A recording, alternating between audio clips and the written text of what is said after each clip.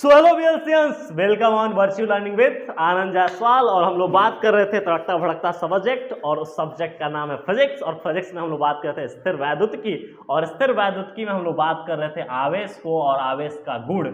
आपने पढ़ा होगा, लेक्चर समझा होगा मजेदार तरीके से। क्या मजेदार चीजें हैं आवेश को समझना। आवेश एक आसान है, और आवेश से ही पूरा फिजिक्स क्लास 12 आपका निर्धारित होता है। उन्हीं सब चीजों से लेके हम आगे बढ़ते हैं। सबसे पहले मैंने कहा था कि आवेश को, अगर आवेश की बात की जाए तो आवेश को मैंने एक ही लैंग्वेज में बोला था, charge neither be created nor be destroyed. क्या मेरी बात समझ में आ रही है? मैंने इस बात को ये बोला कि हर एक बॉडी में, हर एक पदार्थ पे आवेश है। अब वो आवेश कैसे है, इस बात को मैंने आपको पिछले लेक्चर में समझाया था। हमने कहा था कि पॉजिटिव चार्ज अगर आता है तो द्रव्यमान में क्या परिवर्तन होगा, निगेटिव चार्ज आता है तो द्रव्यमान में क्या परिवर्तन होगा, और दोनों चार्ज बराबर हो रहे हैं तो कैसा क्या होगा। इन सब चीजों को हमने पिछले लेक्चर्स में बात कर लिया है। अगर रही बात कि अगर आपका कोई घर में छोटा बच्चा है जो क्लास 10 में पढ़ रहा है, जो कि मेरा छोटा भाई है, तो आप उसको हमारे कोचिंग का, वर्चुअल लर्निंग का जो मेन प्लेटफॉर्म है, आप उसको सजेस्ट कर सकते हैं। वहाँ पे हैशटैग आगाज से चल रहा है, जहाँ पे हम लोग धातु अधातु पढ़ रहे हैं। इससे पहले की बहुत सारे चैप्टर, मतलब कि 2-3 चैप्टर हम लोग कवर कर चुके हैं, और वहाँ पे एकदम बहुत अच्छे वे में पढ़ाया जा रहा है। जैसे यहाँ पे पढ़ाया जा रहा है, वैसे ही वहाँ पर भी चीज़ों को समझाया जा रहा है। तो यहाँ पे इन सब चीज़ों को ध्यान रखने वाली बात यह है कि आप इन सब चीज़ों को ध्यान रखिएगा, और जितना हो सके आप अपने छोटे भाई बहनों को बताएंगे तो वो भी आपके साथ पढ़ाई बेहतर कर पाएंगे और आप उनको गाइड कर पाओगे। तो चलिए इन्हीं सब बातों पे हम लोग स्टार्ट करने वाले हैं। आवेश का एक और गुण, और आवेश का एक और गुण है, और गुण नंबर को हम नहीं पता कर सकते तो हमने हैशटैग डाल दिया। अब बात किया जाए कि आवेश का वह गुण क्या है। मैंने कहा कि चलो मान लेते हैं कि आवेश क्या है बेटा, स्थिर है। क्या है? स्थिर है। मतलब इसकी वेलोसिटी क्या है? शून्य, मतलब कि रेस्ट पर है। तो मैं यहाँ पे एक बात बोलने वाला हूं, कान खोल के सुनिएगा, ध्यान से सुनिएगा, नोट जरूर कर लीजिएगा कि जो ये आवेश है, ये आवेश, पॉइंट आवेश, बिंदु आवेश, यह बिंदु आवेश अगर इसका जो वेलोसिटी है, गमन का जो है, वो रेस्ट पर है, मतलब गति नहीं कर रहा है, तो एक चीज जनरेट करेगा, वो है बेटा इलेक्ट्रिक फील्ड। क्या है? इलेक्ट्रिक फील्ड, अर्थात विद्युत क्षेत्र। क्या होगा? विद्युत क्षेत्र। अगर मैं कहूं कि यही जो आवेश है, ये आवेश अब गमन करने लगा with a constant velocity, with a constant velocity, तो कांस्टेंट वेलोसिटी से जब ये गमन करेगा तो ये दो चीज जनरेट करेगा। अगर मैं बात करूं कि अगर ध्यान रखने वाली बात ये है, तो यहां से electric field and magnetic field जो कि दोनों जनरेट करेगा। अगर मैं यहीं पर अगर बात करूं कि ये जो आवेश है, ये आवेश जो है बिंदु आवेश, ये आवेश कांस्टेंट वेलोसिटी से नहीं मूव कर रहा है, परंतु ये मूव कर रहा है, मतलब कि इसकी ये गतिमान है परंतु कांस्टेंट वेलोसिटी से नहीं है, तो ये जनरेट करेगा electric field, magnetic fields and electric waves. क्या करेगा? वेव्स, तरंग भी उत्पन्न करता हुआ जाएगा। तो ये चीजें हमको ध्यान रखनी है, और ये तीनों बातों को आपको ध्यान रखनी है। तो ध्यान रखिएगा, मैंने कहा कि अगर कोई आवेश है, सिंपल सी बात, नो बकवास, सीधी सीधे बातें समझनी है कि अगर कोई आवेश है, अगर वो कांस्टेंट है, कांस्टेंट मतलब कि चल रहा हो, गति कर रहा हो कांस्टेंट वेलोसिटी से, तो electric field and magnetic field produce करेगा। जबकि अगर मैंने कहा कि कांस्टेंट वेलोसिटी से नहीं कर रहा है, मतलब कि उसका अनियमित है, मतलब उसका गति क्या है? नियमित नहीं है, वो कभी रुक रहा है, कभी चल रहा है, कभी बहुत तेजी से चल रहा है, उसका कांस्टेंट स्पीड नहीं है, तो वहां पे क्या है? इलेक्ट्रिक फील्ड है, मैग्नेटिक फील्ड एंड वेव्स तीनों जनरेट होंगे। जबकि मैंने कहा कि अगर स्थिर हो जाए, रेस्ट पर रहे, तो अगर रेस्ट पर होगा तो क्या होगा? सिर्फ और सिर्फ इलेक्ट्रिक फील्ड। जी हाँ, आपको ये बात समझ में आ रही है कि इस चैप्टर का नाम ही है स्थिर वैद्युतिकी। स्थिर वैद्युतिकी का मतलब हो गया आवेश स्थिर होगा। जब आवेश स्थिर होगा तो प्रोड्यूस क्या करेगा बेटा? Electric field. क्या करेगा? Electric field. Note the point, electric field हमेशा जब भी आवेश स्थिर होगा तो इलेक्ट्रिक फील्ड को जनरेट करेगा। अच्छा, अब दूसरी बात हम बात कर रहे हैं कि अगर मान लो कि हमने कहा कि आवेश जो होता है, यहां पे एक लाइन लिख रहा हूं कि आवेश सतह पर वितरित होता है। किस पे बेटा? सतह पर वितरित होता है। मजेदार बातें हैं, समझिएगा। आवेश क्या होता है? सतह पर वितरित होता है। अब मैं एक बात बोल दूं कि मान लो कि मैंने कहा कि ये एक रेडियस है, ये आर त्रिज्या की एक गोला है, और मैंने कहा एक आर त्रिज्या का ये सरफेस है। अब मैं बोलूं कि एक बात बता बेटा कि आवेश सतह पर वितरित होगा तो सबसे ज्यादा इन पर, दोनों पर आवेश किसका होगा? मतलब इन दोनों पर किसमें सबसे ज्यादा, किस पर आवेश सबसे ज्यादा होगा? तो आप बोलोगे ऑब्वियसली बात कि सर जिसका त्रिज्या बड़ा उस पर आवेश ज्यादा, मतलब कि charge directly proportional to radius of circle या रेडियस ऑफ कर्वेचर, मतलब कि कोई भी जो चीज आप फिगर बना रहे हो उसके रेडियस पर निर्भर करता है कि अगर उसकी त्रिज्या बड़ी है तो उसमें आवेश ज्यादा होगा, जबकि त्रिज्या छोटी है तो आवेश क्या होगा, छोटा कम होगा। क्या मेरी बात समझ में आ रही है? अब मैं यहां पे बात क्या कर रहा हूं कि आवेश सतह पर वितरित होता है। अब वितरण से ही मैं बात करने वाला हूं आवेश का वितरण। आवेश का वितरण दो प्रकार से होता है, एक होता है असतत, बात समझ में आ रही है, एक डिसकंटिन्यूअस और एक होता है कंटिन्यूअस। क्या होता है? कंटिन्यूअस। एक होता है सतत वितरण, एक होता है असतत वितरण। तो जो कि हमको जो पढ़ना है वो है सतत वितरण। असतत वितरण पे हमको ज्यादा फोकस नहीं करना है। क्या मेरी बात समझ में आ रही है? तो ये ऐसे नोट कर लीजिए और मैं आगे बात करने वाला हूं कि आवेश का वितरण हो गया, समझ में आ गई बातें, छाप लो और छाप के आगे बढ़ो बेटा। दुनिया में आगे बढ़ना बहुत जरूरी होता है। कब तक एक पर डिपेंड रहोगे हैं? आगे बढ़ लो, एक पर डिपेंड नहीं रह जाता है, ठीक है। चलो, पढ़ाई बहुत जरूरी है, डिपेंडेंसी नोट, ठीक है। और देखते हैं, अब मैं यहां पे बात करने वाला हूं आवेश का वितरण, डिस्ट्रीब्यूशन ऑफ चार्जेस। देख बेटा लिख रहा हूं डिस्ट्रीब्यूशन ऑफ चार्जेस। क्या मेरी बातें, मेरा लिखावट समझ में आ रहा है? ठीक है, लिखावट शानदार है, समझ में आना चाहिए, समझ में आना चाहिए, दिमाग में घुसना चाहिए बातें। देखो, आवेश का वितरण, आवेश का वितरण अगर मैं बात करूं तो सबसे पहले मैं बात करने वाला हूं कि चार्ज का डिस्ट्रीब्यूशन दो प्रकार से होता है। मैं यहां पे लिखूंगा आवेश का वितरण, आवेश का वितरण, क्या बोलेंगे बाबू? आवेश का वितरण दो प्रकार से होता है। कैसे प्रकार से होता है? दो प्रकार से होता है। दो प्रकार से हो रहा है, मतलब कि कौन कौन सा? एक हो गया डिसकंटिन्यूअस चार्ज डिस्ट्रीब्यूशन,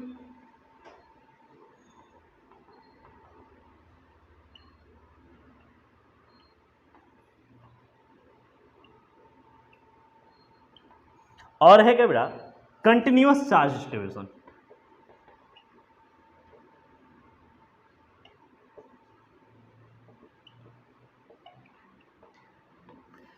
इसको बोलेंगे असतत आवेश वितरण और इसको बोलेंगे सतत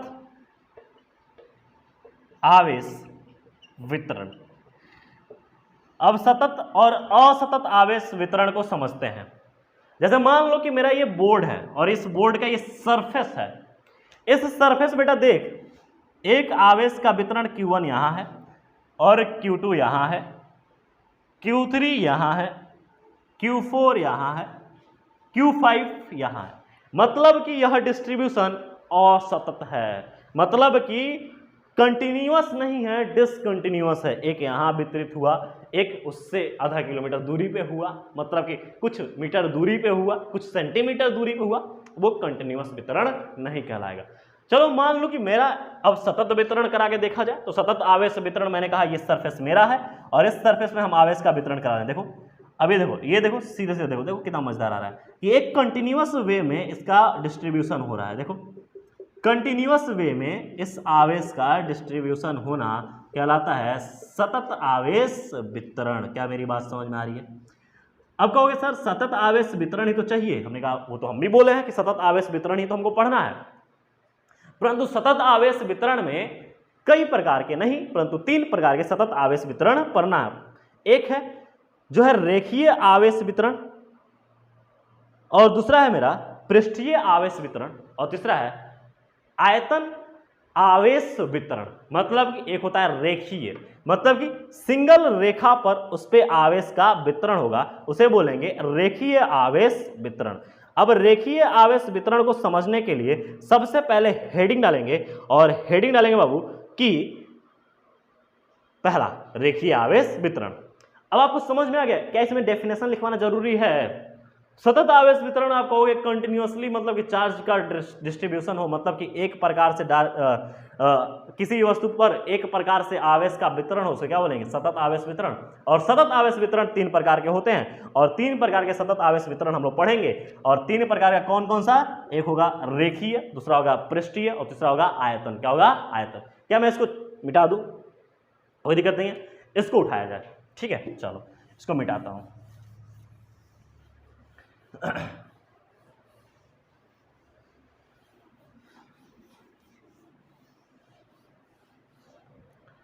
अब बात करने वाला बाबू सतत आवेश वितरण।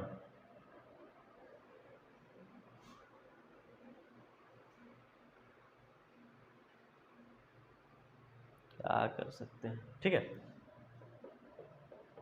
सतत आवेश वितरण क्या बोलेंगे इसको? कंटीन्यूअस चार्ज डिस्ट्रीब्यूशन, सतत आवेश वितरण।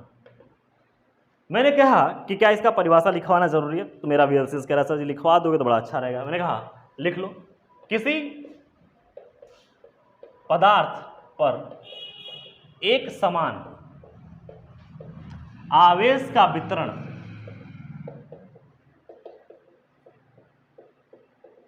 सतत आवेश वितरण कहलाता है।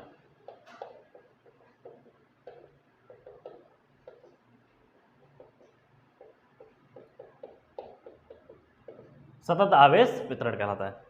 और यह सतत आवेश वितरण 3 प्रकार से होता है। पहला होता है रेखीय आवेश वितरण, ठीक है। दूसरा होता है बाबू पृष्ठीय आवेश वितरण, और तीसरा होता है बाबू आयतन आवेश वितरण। सर इसको भी इंग्लिश में बता दीजिए। हमने कहा लीनियर चार्ज डिस्ट्रीब्यूशन। वही मैंने इसको बोला, ये हो जाएगा सरफेस चार्ज डिस्ट्रीब्यूशन। उसी प्रकार इसको बोलेंगे वॉल्यूम चार्ज डिस्ट्रीब्यूशन। अब समझिएगा, लीनियर चार्ज डिस्ट्रीब्यूशन मतलब कि रेखीय आवेश वितरण। जब रेखीय आवेश वितरण होगा तो उस पर घनत्व आ जाएगा, उसको बोलेंगे रेखीय आवेश घनत्व। और इसको प्रदर्शित करेंगे बाबू लैम्डा से। किससे? लैम्डा से। अब सरफेस में जो चार्ज डिस्ट्रीब्यूशन होगा तो सरफेस में क्या हो जाएगा? पृष्ठीय आवेश घनत्व। वहां पे बोलेंगे आवेश का एक घनत्व हो जाएगा तो उसे बोलेंगे पृष्ठीय आवेश घनत्व। इसको बोलेंगे सिग्मा से। क्या बोलेंगे? सिग्मा से। उसी प्रकार मैंने कहा कि जब आयतन की बात करेंगे तो बोलेंगे आयतन आवेश वितरण, तो उसको बोलेंगे वॉल्यूम चार्ज डिस्ट्रीब्यूशन, और वहां बोलेंगे आयतन आवेश घनत्व। इसको बोलेंगे बाबू किससे? डेंसिटी से, रो से। क्या बोलेंगे? रो। कोई दिक्कत नहीं, यहाँ पे कोई भी चीज दिक्कत नहीं कर रही है, ठीक है। मेरी बात समझ में आ रही है, ठीक है। अब मैंने कहा कि रेखीय आवेश वितरण लीनियर चार्ज डिस्ट्रीब्यूशन, फिर उसका क्या हो गया? सरफेस चार्ज डिस्ट्रीब्यूशन, और दूसरा क्या हो गया? लास्ट का हो गया वॉल्यूम चार्ज डिस्ट्रीब्यूशन। मजेदार चीज चल रही है। सर एक बात तो आपने लिखा ही नहीं कि सतत आवेश के प्रकार। हम लिख दे रहे हैं, कोई दिक्कत नहीं। सतत आवेश वितरण के प्रकार, ये लिखना जरूरी है। अब यहाँ पे ऐसे करके लंबा डंडी खींच दो। अब हो गया सतत आवेश वितरण के प्रकार। पहला क्या हो गया? रेखीय आवेश वितरण। दूसरा क्या हो गया? पृष्ठीय आवेश वितरण। और तीसरा क्या हो गया? आयतन आवेश वितरण। तो पहला समझ लिया जाए, ठीक है। क्या मेरी बात समझ में आ रही है? देखो धीरे धीरे करके लेंथी वीडियो होंगी, मतलब वीडियो थोड़ी सी बढ़ाई जाएंगे, क्योंकि आपका सिलेबस कंप्लीट करना है, और सिलेबस कंप्लीट करने के लिए बेटा मेहनत करना पड़ेगा। बात समझ में आ रही है? तो जब भी आप मेहनत करोगे तो थोड़ा सा आपके लिए कठिनाइयाँ होती हैं। जहाँ पे रिजल्ट बेहतर लाना होता है कठिनाइयाँ तो होती हैं यार। चाहे वो प्यार करना हो, चाहे वो पढ़ाई हो। प्यार में भी जब आपको एकदम सही में मजनू बन जाओगे तो उसमें आपको बहुत ही मुश्किलें होती हैं, क्योंकि सामने वाला भाव देता नहीं है और सिर्फ आप अपना एफर्ट लगा रहे होते हो परिणाम का चिंता छोड़ के। उसी प्रकार पढ़ाई भी है। जब एकदम पढ़ाई को एक पढ़ाई के आशिक जब आप बन जाते हो ना, तो परिणाम की चिंता छूट जाती है कि क्या होने वाला है यार, कुछ मतलब नहीं, बस एक ही चीज़ होता है कि बस पढ़ लेते हैं और बेहतर कर लेंगे, पढ़ेंगे बेहतर तो होगा बेहतर, बस यही हमको बस एक ठाने होते हैं, यही बस मेरे एक दिमाग में होता है और कुछ नहीं होता है। तो या तो पढ़ाई के मजनू बन जाओ या फिर वो तो तुम हो ही, ठीक है। खैर कोई बात नहीं। यहाँ पे देखो और बात करने वाले रेखीय आवेश वितरण, मिटा दिया जाए इसको। चलो मेरा बच्चा होशियार है, आजा देख इधर। मेरी यूट्यूब फैमिली स्ट्रांग होती जा रही है, और स्ट्रांग मतलब कि पढ़ाई से, कि आप पढ़ पढ़ के सब एकदम बेहतरीन हो जाओ। देखो हम बात करने वाले हैं रेखीय आवेश वितरण।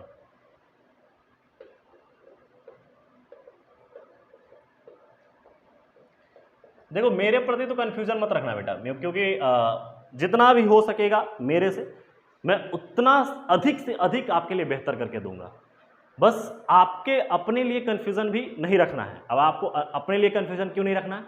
क्योंकि देखो जब कंफ्यूजन होता है तो फिर तो प्रॉब्लम क्रिएट होनी चालू हो जाती है, तो वहाँ से कंफ्यूजन नहीं रखना है, अपने आप पे भी कंफ्यूजन आपको नहीं रखना है। और बेसिकली एक एक चीज़ को पढ़ते हुए चलना है। जो भी चीज़ें मैं पढ़ा रहा हूँ इसको आप नोट डाउन करिए।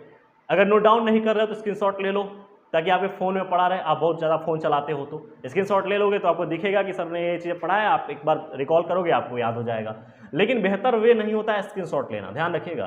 क्योंकि जब आप लिखते हो तो हमारी इंद्रियां काम कर रही होती हैं। जैसे आप मतलब कि 5 इंद्रियां हैं, और पांचों इंद्रियों को हम अगर समझें कि अगर आप जब यहाँ सुन रहे हो, देख रहे हो, और साथ ही साथ जब आप लिखोगे तो 3 इंद्रियां काम करेगी, और चौथी इंद्रिया जब आप फील कर रहे होगा, पांचवी इंद्रिया जब आप उस चीज़ को महसूस पूर्ण रूप से उसका टेस्ट फील कर रहे होते हो कि साला ये आवेश क्या है, सच में आवेश को समझना है, तो ये सारी पांचों इंद्रियों जब आप खोल देते हो तब सही में पढ़ाई बेहतर हो जाती है। ध्यान रखिएगा कि ये मत समझिएगा कि मतलब कि केवल स्क्रीनशॉट ले लेंगे तो काम हो जाएगा, नहीं होता है यार। स्क्रीनशॉट लेके काम नहीं होता है। स्क्रीनशॉट लेके काम होता है तो सारे बच्चे बेहतर कर जाते हैं, ठीक है। तो आपको ये मत सोचिए एक स्क्रीनशॉट ले लेंगे तो ये काम हो जाएगा, ठीक है। अब देखिएगा, अगर मैं बात करूं कि रेखीय आवेश घनत्व, हमने कहा कि किसी सीधी तार पर आवेश का डिस्ट्रीब्यूशन, जैसे कि मान लो कि मैंने कहा कि एक सीधी तार ले लिया जाए, एक लंबी रेखा तार ले लिया जाए, और जिसकी लंबाई कैपिटल एल है, क्या है बाबू, सॉरी स्मॉल एल ले लिया जाए, ठीक है, चलो एल ले लिया जाए। और मैंने कहा कि इसको नीचे रख देते हैं यल, क्योंकि यल थोड़ी लंबाई ठीक है, नीचे रख दो। मैंने कहा चलो मेरे हाथ में आवेश है और इस आवेश को फेंक दिया जाए इस पर। मैंने कहा चलो ठीक है कोई बात नहीं, आपने आवेश फेंकना चालू किया, आवेश फेंकते गए, आवेश इसमें डिस्ट्रीब्यूट होते गया, और डिस्ट्रीब्यूट होते हुए पूरा डिस्ट्रीब्यूट हो रहा है। देखिए यहाँ पे क्या मज़ेदार है, चीज़ें डिस्ट्रीब्यूट हो रहा है। देखो ये इस रॉड पर आवेश का पूर्ण रूप से डिस्ट्रीब्यूशन हो रहा है। अब आपने जैसे ही आवेश फेंकना स्टार्ट किया, आवेश जैसे फेंकते गए, उस आवेश ने उस पूरे एल लंबाई के रॉड को पूरे तरीके से घेर लिया, और एक समान डिस्ट्रीब्यूशन हुआ। कहीं ऐसा नहीं है कहीं आवेश ना हो, सब जगह पूर्ण रूप से एकदम आवेश एक समान वितरित है। तो आप अगर बोलोगे तो कहोगे कि रेखीय वस्तु पर आवेश, मतलब कि हम बोले कि किसी रेखीय वस्तु पर, डेफिनेशन लिख दिया जाए, किसी रेखीय वस्तु पर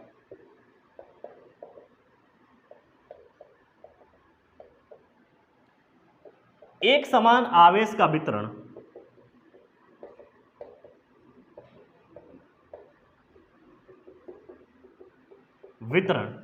रेखीय आवेश वितरण कहलाता है।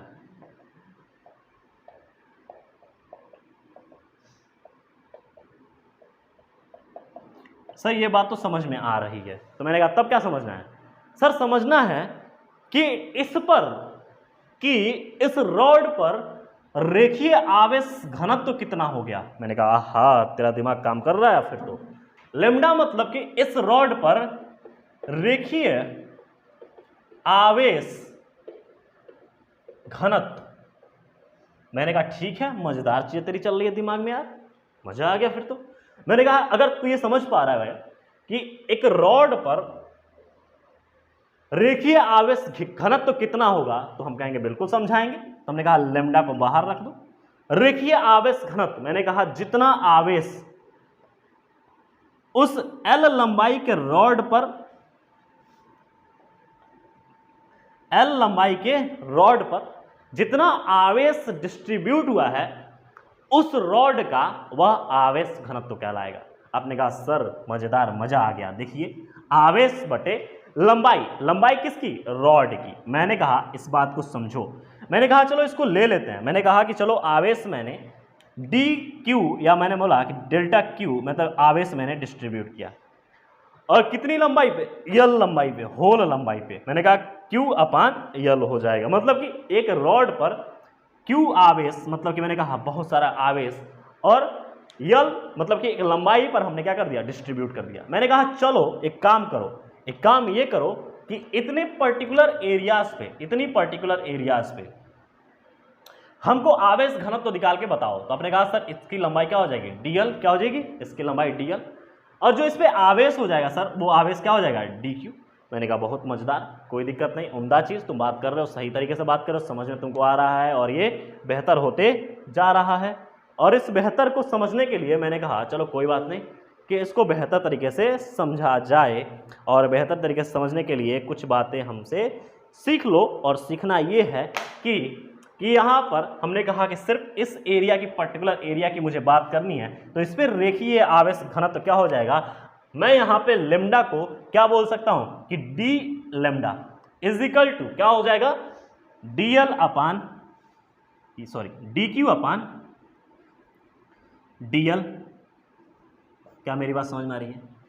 अच्छा, इसी प्रकार मैं कहूं कि यहां पर जो रेखीय आवेश घनत्व है, इस रेखीय आवेश घनत्व का मात्रक क्या हो जाएगा, तो कुछ मैं बातें कर रहा हूं कि रेखीय आवेश घनत्व का मात्रक क्या हो जाएगा। तो आप बोलोगे सर मजेदार चीजें हैं, कुलाम को मतलब आवेश को कुलाम से दर्शाते हैं, तो कुलाम पर अब क्या हो जाएगा, कुलाम पर अब यहां पे लंबाई क्या है, मीटर, तो कुलाम पर मीटर, ठीक है, कुलाम पर मीटर। मैंने कहा एक काम और कर दो बेटा, एक काम और कर दो। तो कहोगे सर क्या कर दें, करना यह है कि आपको यहां से बेहतरीन चीजें एक और देनी है, और वो ये है कि इसकी बीमा निकाल दो। क्या कर दो, बीमा निकाल दो। तो कहोगे सर मजेदार चीजें तो है, परंतु एक चीज समझना पड़ेगा, कुलाम आवेश के लिए AT होता है, क्या होता है AT, और मीटर के लिए लिखेंगे यल, क्या लिखेंगे यल।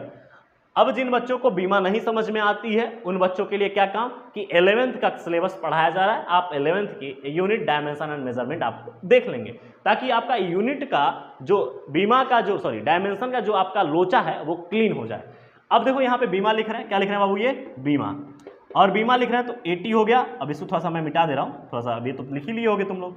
अब यहाँ पे मैंने कहा AT हो गया बीमा, और AT अपान यल, तो ये यल जब कूद के ऊपर जाएगा तो L इनवर्स AT, इसको मैं बोलता हूं लात। क्या बोलता हूं बाबू, लात। तो आप देखिएगा कि लात उल्टा पड़ रहा है, और उल्टा लात पड़ेगा मतलब कि लात उल्टा पड़े तो इसकी रेखीय आवेश अर्थात रेखीय आवेश घनत्व की बीमा हो जाएगी। ये मात्रक हो गया और ये बीमा हो गया, ये इसका फॉर्मूला हो गया, ये पूरी इसकी कहानी हो गई। अब हम लोग नेक्स्ट कल हम इस पे बात करेंगे, इस पे कुछ क्वेश्चंस को, ठीक है। तो इतना आपको पढ़ते रहना है, समझते रहना है, और दूसरों को सजेस्ट करते रहना है कि पढ़ लो, सर पढ़ा रहे हैं, बेहतर पढ़ा रहे हैं, आपको समझ में आ जाएगा और आपका बेहतर रिजल्ट बनेगा। इसके लिए आप अपने यार मित्र को वीडियो का लिंक वीडियो शेयर कर सकते हैं, और वहाँ पे आपको एक घंटी दिख रहा है, सब्सक्राइब और घंटी को टन टन टन कर देना, जिससे कि जो भी वीडियोस आएंगे सबसे पहले नोटिफिकेशन आपको मिल जाएगा, आप लेक्चर्स पूरे आराम से आसानी से देख सको। So thank you wears.